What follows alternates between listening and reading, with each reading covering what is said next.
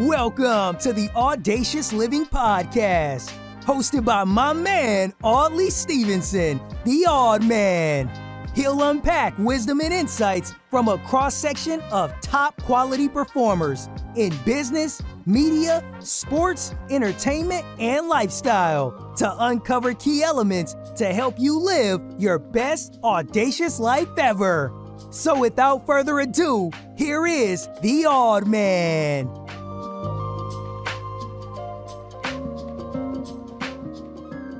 Greetings and salutations. This is the Audacious Living Podcast, and I'm excited to be back sharing once again on the podcast that will help you live your best audacious life ever. Now, folks, you're probably wondering why we're back so soon, considering that we usually release an episode every Tuesday. Totally fair question, and I get it. You see, we're dropping a bonus episode of the podcast this week, which coincidentally also happens to be released on the same day as Bell Canada's Let's Talk campaign.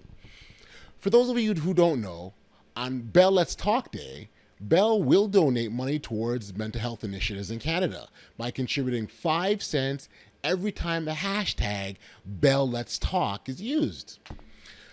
It's a tremendous campaign where it's in its 11th year, and it's really gained a lot of traction over the years. It's nice to see celebrities and entertainers and professional athletes all jump on board and get behind it, because once upon a time, these conversations about mental health weren't happening.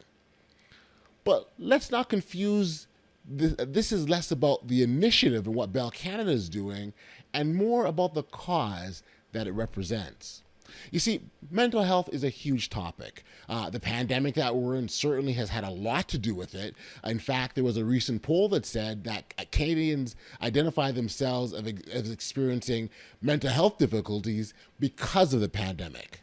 It also went on further to say that 1 in 4 Canadians said that their stress level is higher now in wave 2 of the pandemic than we were the first time COVID-19 forced us to stay away from one another. There's no question this pandemic has been tough on all of us, and I'm certainly the length and the severity of it is another big source of anxiety. Many are isolated from family and loved ones. We just went through holidays where we couldn't see one another. I didn't see my entire family or even see my mom, and those things are what normally happen during the holidays. So for a lot of people, not maintaining those important connections are huge stressors. It's for all these reasons why I'm happy that Beverly Beuermann-King joins me on the podcast. She's a mental health and wellness expert who's been helping people manage stress and build resiliency for over 20 years. And she drops a lot of great nuggets and nicely puts the topic of mental health and stress into perspective that's understandable for all. Plus, if all that wasn't enough, she's also a black belt in karate and teaches martial arts. How cool is that? All right, full disclosure, I've been watching a lot of Netflix these days. Now they're on lockdown, and we just started watching Cobra Kai. So maybe I just find it so cool that she's got a black belt because I'm in that karate state of mind. I don't know, but yeah, you know what? Let's leave that alone. Look, enough of me. Let's move on. I'm going to stop with all this karate talk and give you a chance to hear from Beverly, because it really is a great conversation that you'll take a lot from. And I'll see you on the other side. Beverly Beuermann-King is a mental health and wellness specialist, and for over 20 years has helped individuals and organizations build resiliency, manage stress, and create an environment of wellness. Using her SOS principle, this black belt in martial arts makes a difference in people's lives by kicking down the stigmas of mental health while helping stressed out and frustrated teams and leaders live healthier and productive lives. Beverly is up next on the Audacious Living Podcast. Beverly, it's great to have you here today. Nice to see you. How have you been? Awesome. So, it's been a really interesting ride, and certainly mental health has been definitely a part of that ride, I think, for many of us. As a mental health and wellness expert, I would imagine that, your phone would probably bring in a lot more, and there's a lot more interest, and it's really ingrained in the conversation a lot more these days, isn't it? Yeah, I absolutely agree that, people are more concerned about their own mental health. And interestingly enough, for leaders, they've been concerned about their team's mental health, but never quite sure about how to have the conversation. So now I'm doing a lot more around how to have those supportive mental health conversations within their team. Got you. So when we look at sort of the landscape of where we are, and I mean, we talk about 2020 and all the challenges that came with that. So if you could sort of describe the landscape from a mental health standpoint, what are you seeing in conversations you've had with people? Certainly, I mean, for sure, the amount of change, right? The way that we've lived, the way that we socially connect to people, the way that our families have been structured or have had to operate and connect with each other or not connect with each other, the way that we do our work. So all of those changes have been huge. And then there's been a lot around the fear and uncertainty. So fear of, are we safe? Is everything going to be okay? What's the future going to look like? How's my family? Are they going to be safe? And even, for a lot of people, is the business going to survive?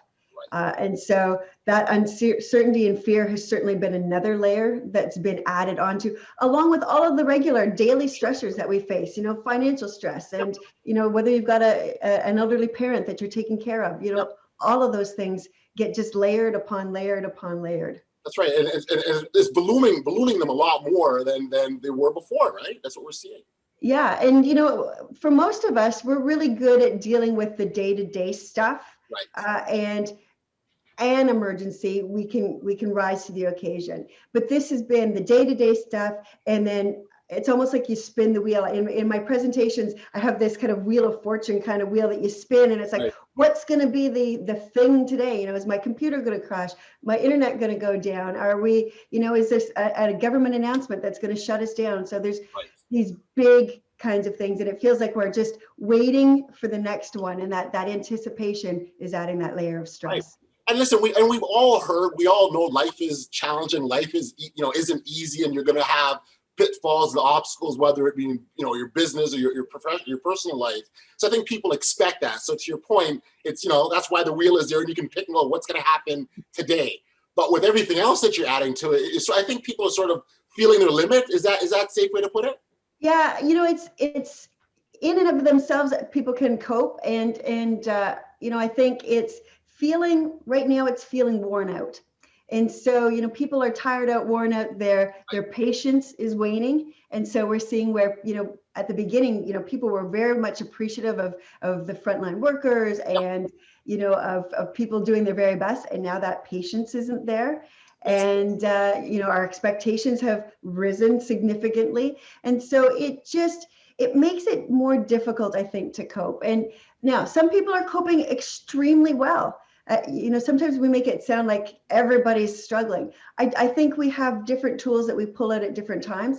And for some of us, our tools are working well. And then at other times, we've kind of exhausted them and they're not working as well. And so we have to figure out what's the next thing that we need to do. Gotcha. And we could talk about some of these tools that people have. I know it's different for different people. And, it really comes down to what you need in that moment. And I sort of think when you talk about tools, I think of a toolbox, and someday you might need a hammer, and someday maybe a screwdriver, might be a saw, who knows? Like, what can we talk about some of the things that people can do to de-stress?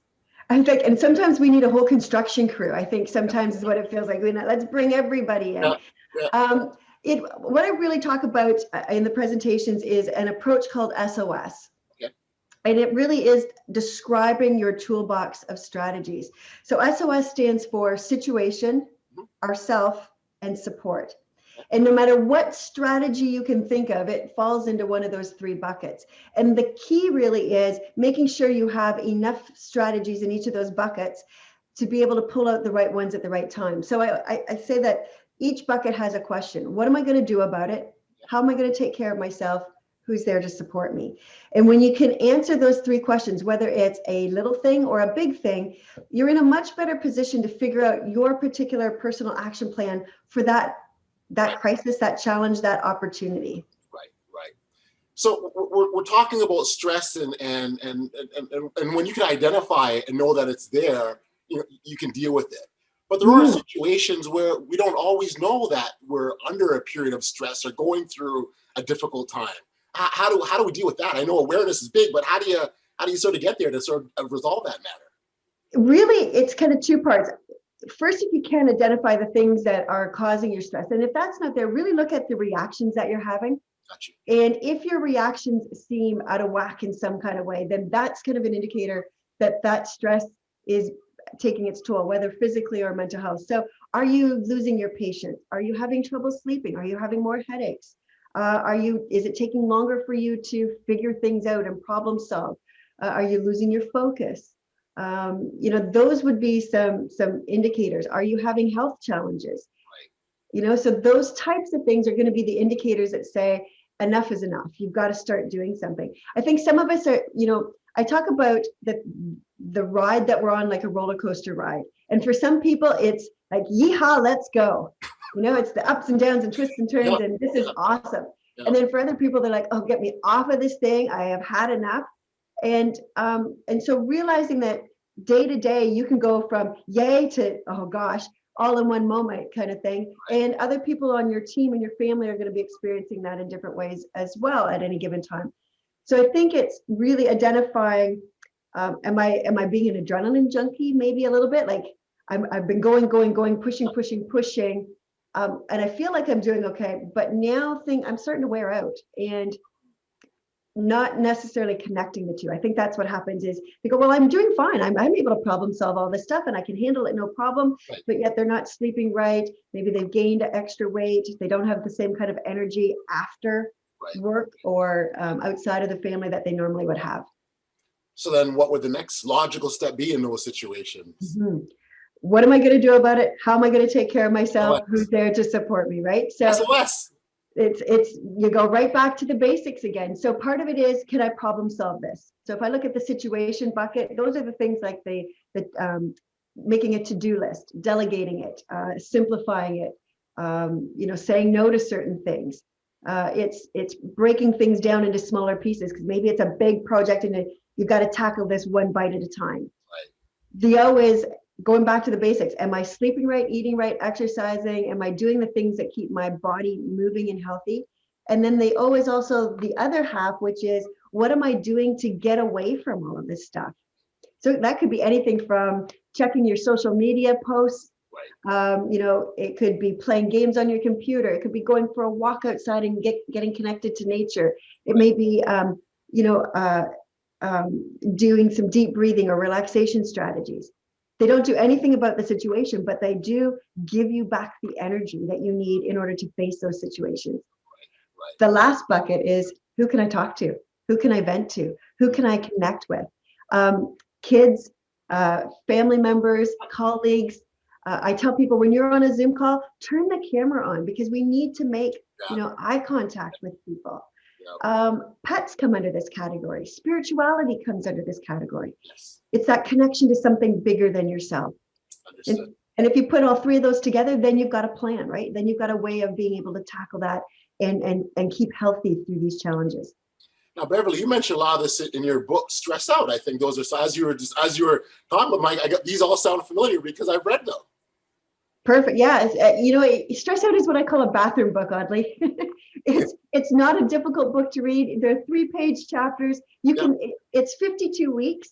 So it's, kind of broken up by the months and the weeks, but you can start anywhere. You can look at the things saying, hey, I want to know more about relaxation or caffeine, the impact of caffeine. Yep. And so it gives you a couple of really quick strategies. So it is a quick bathroom book, not difficult, but some good strategies in it to be able to manage that stress. And that's sort of the appealing part, because there are some really good ideas that you bring, and some of the things that you mentioned now where they're just really simple. For most of us, it's easy to sort of connect with them and go, oh yeah, I could do that, or I never thought of that as a helpful strategy, and we're maybe doing it already too. So that's why I thought that was a good tool. Well, many of us already have a really good tool belt. Yes. And so I think, sometimes you go into these things like, teach me something new. You've already got, in a lot of cases, the tools. It's just remembering that you have them and to use them. One of the things for me is I am a black belt in karate. Yep. And so I would teach, 2 to 3 times a week. Well, I didn't have to think about it because that's what I did for my physical activity. Right. I'm not teaching. And I haven't replaced it. And my body is aching and I keep saying, okay, I've got to do something, but I've filled that time with work and I've really got to now for my own mental health, I've got to say, okay, stop and figure out a way to do something that's going to either replace that or bring that back into my life. Right. Beverly, I can so relate to that because, when the pandemic hit and of course, all my basketball work as a commissioner of NBL Canada had to stop. And, I remember there was a stretch where I really didn't kind of feel like getting out of bed. I just kind of felt lethargic and I didn't make the connection to this thing that was so much a part of me suddenly being gone. And it took me a while to come to that realization. And I think one of the things that helped me, I was able to talk. So I had that support network where I could openly talk. And it was through those sort of open conversations where I was like, I don't know what's going on. And it helped sort of me process to get to that point. So I can so relate and understand. And for those that maybe not have those supports in place to help you process it, I think that's where it can be dangerous because it sort of sits with you because you don't always know it's there, right? Yeah, it sits and it spins and you don't get a different perspective. And I think, I look at you and you people gravitate to you, right? Like you just have that kind of spirit. And I think for some people when they have that and they have those connections and because of COVID and remote working or changes in the way that they do things, those connections have been broken. Right.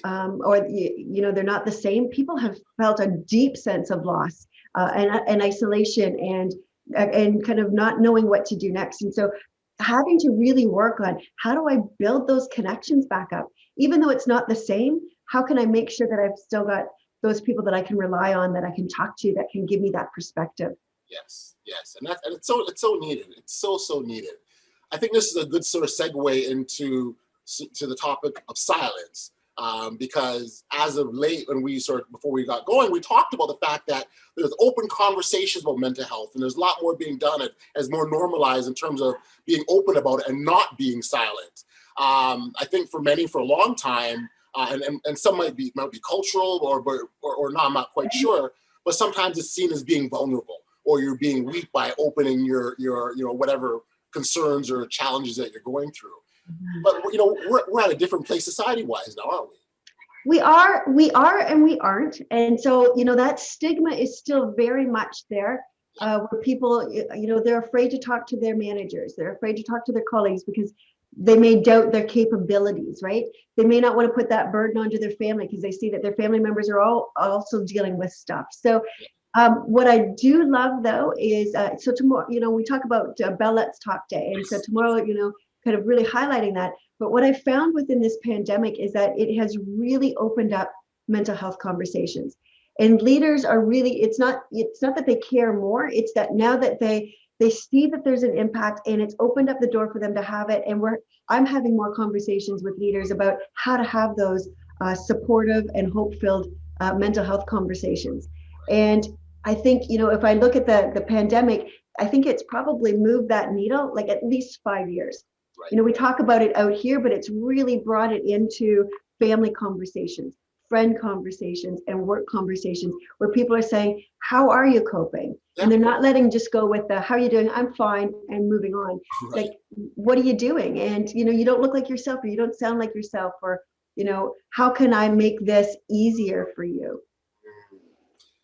The awareness of mental health is really the big thing now. Because to have those conversations, there needs to be an awareness piece, not just from me, the person going through it, but also the individual that I'm interacting or engaging with. So I think enough can't be said about that. And I think that we still have work to do, as you said. And I think that's where the importance of continuing it on from corporations to leaders to individuals. It has to continue to happen. Yeah, colleague to colleague. One of the things that it has came out kind of at the beginning, near the beginning of the pandemic, was that people, when they did the research, that 52% of people said that their mental health was somewhat to much worse. And so people are feeling it, and now it's allowing us to be able to talk about it, so that we don't, because we recognize that people are isolated, and the worst thing that can happen is when people are struggling is to have that isolation. So broaching those conversations. I use a model called ALEC. Ask, listen, encourage, and check in. Okay. And, so it's just, hey, if I notice that maybe you're not talking as much as you used to, or that you're really struggling getting those reports done because that's not like you, to say, hey, Audley, what's happening? Because this isn't like you. Do you want to talk about this? And then to open up that conversation, listen for what the person's saying, what they're not saying, the emotion behind what they're saying. And then the encourage part is encourage them to connect with the resources. We have lots of resources that are available, whether it be through your distress center, the Canadian Mental Health Association, your EAP within your company, a human resources person. It's even within the provincial and federal governments, we have resources that you can access. And so getting people to access those resources if they're struggling, sometimes all they need to do is vent. Sometimes all they need is a perspective. Sometimes all they need is to have somebody care enough to notice. And then it's being able to move that needle forward for them. And then just check in, if like you would when somebody has a cold. You follow up and say, hey, are you feeling any different now? Is what's going on? People are afraid to do that because they're afraid that they're going to make things worse. And so we need to get over ourselves and just, you're not saying, hey, give me all the dirty details. What you're saying is, what else can I do to support you? Was that helpful? Is there anything else that I can do in the context of your job to lighten the load or to simplify things right now? Or within the family members to kind of just help you to get through. We do that for other things. We need to be able to do that for mental health issues as well. I'm so glad, Beverly, that you simplified it the way you did, because I do think that there are fears from being, from reaching out to people and thinking of maybe worsening the situation or not saying the right things or messing up somehow. But that's not the case. And so I do appreciate the manner in which you simplified it, because that really says that it's within our capability. We all can do that. And I think that's a great point that you make. We do it with any other illnesses. So why would this be any different? Exactly. And, as long as you're doing it from a place of caring and a place of support, you're not, you might say something silly. Who cares? If it's coming from that place of love, support, and team concern, you're going to be able to find ways of connecting with that person, even if it's just to say, it's okay to have these conversations, that it's not out of the ordinary. We talk 1 in 5. So we're 20% of us are going to be dealing with a mental health illness or a substance use issue over the next year, right? So that's not just a small number. That's a lot of people within our families, in our friends, within our organizations. And so we know that the more people feel supported, the better the health outcome is going to be. Gotcha. We can be part of that solution. Gotcha. We talked initially about stress, and as we were talking, to a point around it that I totally missed, and I want to get your thoughts on that, because I always interpreted stress as being how you respond. Was it your response to situations? But it's the other way around, isn't it? Well, so stressors are the things that cause stress, and stress is your reaction to those things, right? And so, we can have hundreds of different reactions, everything from, not being able to think clearly, racing thoughts, the monkey mind, where it's jumping from branch to branch to branch, and you're having thousands of thoughts about the past and the future and not able to focus. It's, physical, it's your heart racing. It's the body tension. So behavioral, you could be, for me, I stomp, scream, and shout when I get under stress. My family recognizes it very quickly when I've kind of reached my limit, but we all respond differently. And it's recognizing how I respond, but also recognizing how the people around me respond. Because if I stomp, scream, and shout, and somebody else gets really quiet and they pull away, I may think they're fine, because they're not doing what I do. And so I need to be able to recognize what's the unique piece that they do. So maybe they get more headaches, and I don't necessarily notice that, or maybe they don't get a good night's sleep. And so knowing your colleagues and your family members well enough to be able to see when things are different for them. Right. That takes it back to Alec. Ask, listen, encourage, and check in. Absolutely. And, just be kind of aware of those things. Yep. And it's, like I said before, it's not about being nosy. Right. It is about making sure that people are safe, that they're healthy, that they're as productive and successful and engaged as they can be. Right, right. One last thing, Beverly, I want to ask you about, and that's a topic of being mindful or mindfulness. That's a big one, and sort of get your thoughts in terms of the starting point, because I think being mindful of what's happening around you is a good first step, isn't it?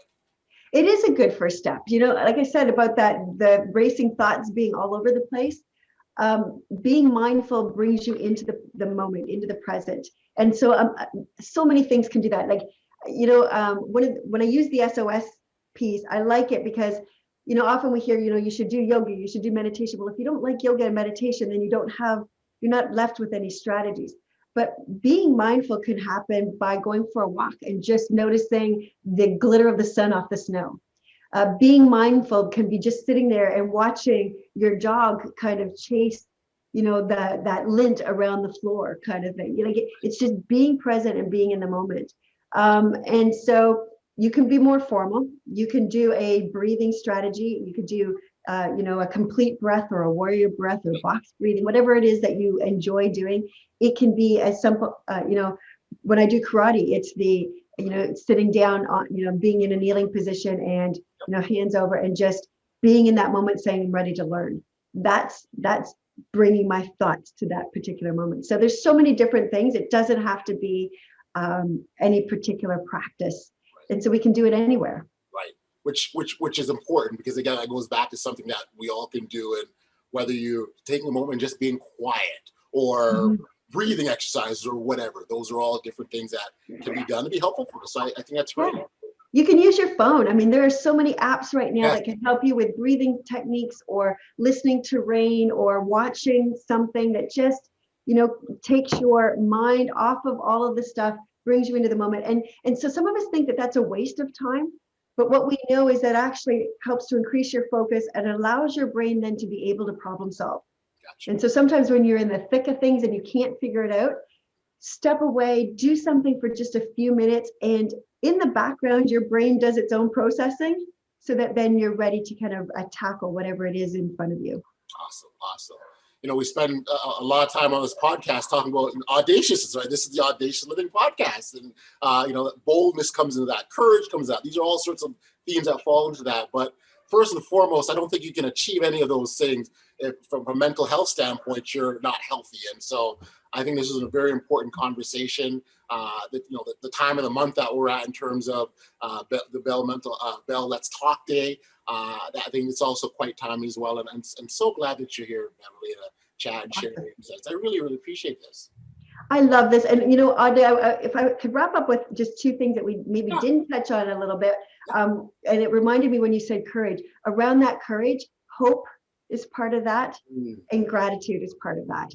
And the more that we focus on the things that we're grateful for, we know that, people who do that are happier. And the more that you focus in on hope, we also know that the more resilient you are. And so hope isn't whimsical. Hope is strategic. Hope is, I believe in myself. I don't know what the path is going to be. I don't know the steps to get there, but I believe that things are going to be okay in the end. Right. And so if we can, focus in on those two things, we're going to build that happiness and resiliency into our life. So glad you touched on those, because I think they are key. And I think sometimes we kind of take it for granted how important they are. I think people who are naturally hopeful just, hope the best will work out, but they don't think that it's necessarily a skill or something in their toolbox. It is a tool. And, there's ways of being more strategic about hope. And, we could do a whole kind of podcast on that. But I think it's just that belief in yourself, belief that you've come through other things already. You've already had challenges. You've already faced all of it, a number of different things. There were skills that you used. Just trust that you're going to be able to get yourself through this. Yes. Now, speaking of podcasts, you do like a daily podcast, or you do like little, because I love it. I think it's great. They're really quick and easy, and things that people can connect and relate to, and they're relevant. So it's awesome. Awesome. So yeah, it's an audio podcast. You can listen to it on Google Play or Spotify, or say, hey, Alexa, play my Work Smart, Live Smart podcast. And again, it's similar to the book. It's 2 minutes. What is the theme for the day? So usually it's based on some sort of health awareness day, week, or month, and a couple of quick tips to go with it. So 2 minutes, quick and done, and then you can move on. I listened recently, and I got to say that my favorite one was laughing. Good belly laughs, how important that is. And you know what? You have the most amazing laugh. So it doesn't surprise me at all that you're connected to that one. Oh, man. Thank you. Thanks so much, Beverly. And thank you for being here. For our listeners who wanted to connect with you, learn more about you, where can we send them? You can do two things. You can go to my website, which is worksmartlivesmart.com, or you can connect with me on LinkedIn. I post a lot of stuff on LinkedIn and carry on conversations that way too. So worksmartlivesmart.com or Beverly Beuermann-King. Long, I know, but if you type it in, you'll probably only find me, and I'd be absolutely thrilled to connect with all of your listeners. Awesome. Again, Beverly, thank you so much for the time and being here. Take care. You're welcome. Thank you, Audley. Much thanks to Beverly for the in-depth talk on stress and mental health. It's not only timely, but relevant. And I hope that all of you were able to take away some good nuggets of insights. We're all different. And as a result, we react differently when situations arise. And as Beverly said, it's important that we pay attention to the signs. And when something feels off, even for just a slight millisecond or a smidgen, dive in and take a deeper look. It's not far-fetched that we could be going through something and just be totally unaware of it. Talk to people, reach out, and don't be afraid to ask for help. It's okay. But at the same time, it's also okay to reach out to others and offer support. It's a two-way street. It does work both ways. As we heard Beverly, she gave the great analogy of Alec. Ask, listen, encourage, and check in. Let's keep the conversation going, folks. Beyond January 28th and Bell Let's Talk Day, let's keep it going. Well, that's it for me and this bonus episode of the Audacious Living Podcast. As always, I want to thank you for taking the time to check out the program, like, follow, and share on social media. Until next time, stay safe, be kind to others, show love, and be audacious. You've been listening to the Audacious Living Podcast, hosted by Audley Stevenson. If you enjoyed what you heard, be sure to like, subscribe, and share. Until next time, be audacious.